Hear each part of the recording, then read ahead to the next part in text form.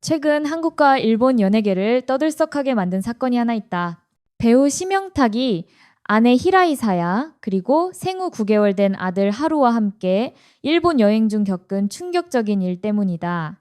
일본 도쿄의 한 쇼핑가에서 가족 나들이를 즐기던 도중 한 무리의 사생 팬들이 이 가족을 몰래 뒤쫓으며 사진을 찍고 심지어 아기 하루에게 손을 대려 했다는 것이다. 평범한 오후의 산책은 순식간에 악몽으로 변했고 하루는 낯선 사람들의 시선과 접근에 놀라 울음을 터뜨렸다.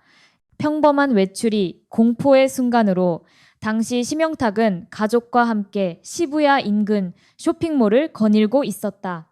처음에는 단순히 자신을 알아본 팬들이라고 생각했지만 곧 상황이 이상하게 흘러갔다. 한 무리의 사람들이 일정 거리를 유지하며 계속 따라오더니 휴대폰 카메라를 들이대며 하루야 라고 부르며 다가온 것이다.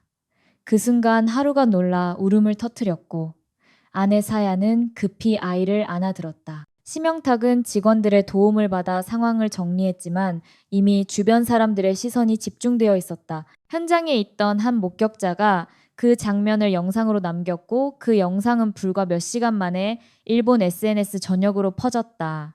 이로 인해 가족의 사생활은 다시 한번 공공의 영역으로 끌려 나왔다.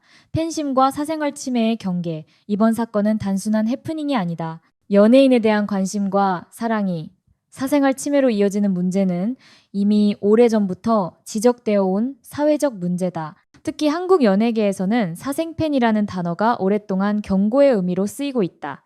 그들은 연예인의 일상을 감시하고 차량을 뒤쫓으며 때로는 집 근처까지 접근하기도 한다.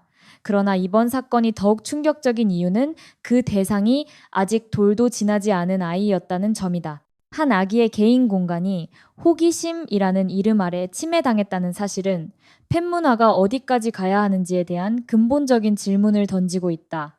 심영탁 가족의 반응, 우리는 그냥 평범한 부모이고 싶을 뿐.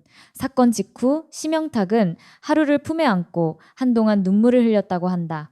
아내 사야 역시 감정을 추스르지 못하고 눈물을 닦으며 자리를 떠났다.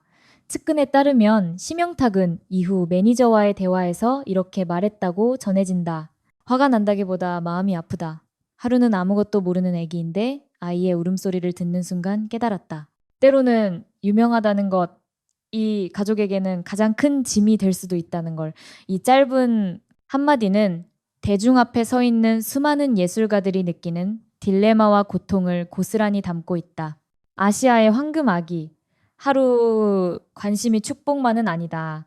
하루는 태어날 때부터 주목받아온 아이였다. 한국 배우와 일본인 아내 사이에서 태어난 그는 뚜렷한 이목구비와 미소로 아시아의 황금 베이비라 불리며 많은 사랑을 받았다.